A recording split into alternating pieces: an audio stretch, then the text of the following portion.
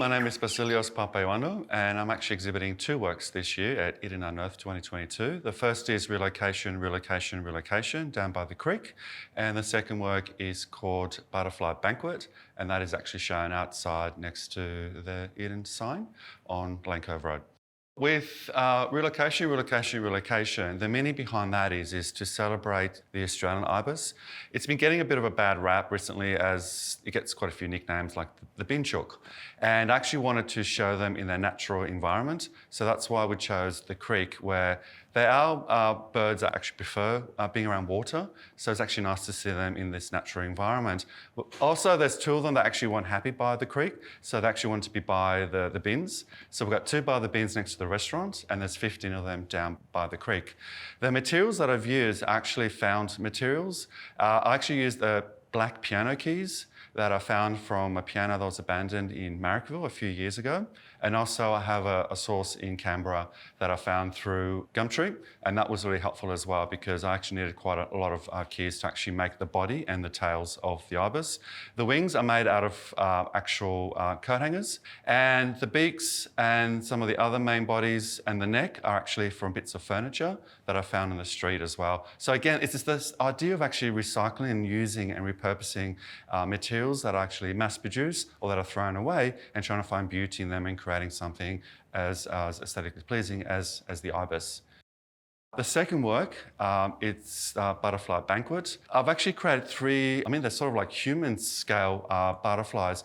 They're actually called Painted Lady, and the butterflies are actually quite common around the world and also in Australia. What I wanted to represent here is not only the beauty and the aesthetic of these beautiful butterflies, but also the importance of the threat that climate change and also human encroachment has in their natural environment. We see a lot about koalas and mammals and also about bees, the bee population, but we don't really hear much about particular insects. Insects are very important to the ecosystem and also to the environment, and they're part of the whole cycle. Also, I think it's really important is to get people to sort of understand that it's really important to maybe plant Australian natives in their garden because these butterflies actually do like the pollen from native flowers. And there is beauty again in planting natives. Exotics can be just as exciting, but I think we need to actually look at having native options as well in our gardens. Another reason why they're so big is because I actually want to change the scale. I actually want us to be smaller than the actual butterflies, and that's a running theme in my work. I actually want the insects to actually be much bigger and to make us feel smaller next to them. And there's a sense of sort of humility and also a sense of fun as well to actually make us smaller. There are so many reasons why it's so special creating works in the garden. I think one of the main ones is human interaction. I actually love seeing people walking past and interacting, whether it's physically or just smiling, looking at the work, actually walking away, thinking about why it's there, why is it there, what's the logic behind it. And also, again, I like to bring a bit of a fun element because it's so easy to sort of be preachy, and I don't want to do that. I just want to dictate and go, okay, this is what's happening, it's doom and gloom. I want it to be sort of more positive and give a positive take as to what I do.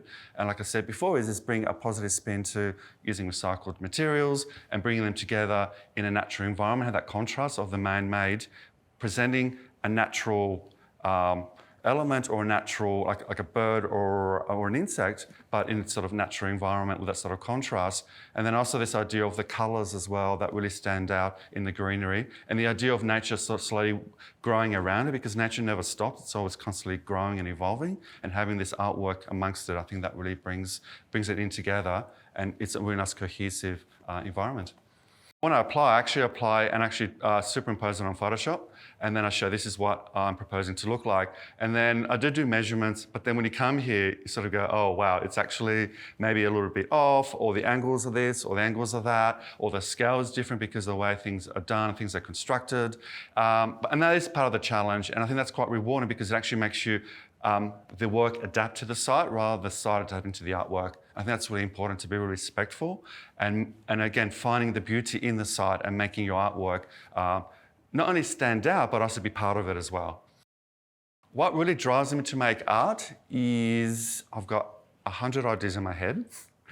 I've got sketches, but a lot of the time it's the material that drives me to create. Sometimes I look at a material and go, what can I do with this? How can I make it? Sometimes, even with the butterflies outside, a butterfly sat on my dad's ashtray. And then it's funny because I saw this beautiful butterfly sitting amongst the cigarettes.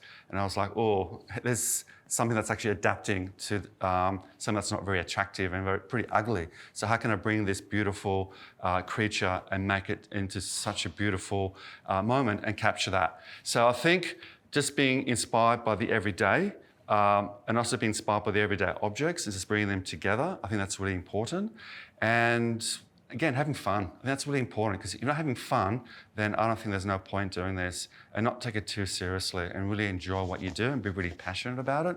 And I think at the end of the day, like I said before, is seeing people smile when they walk away.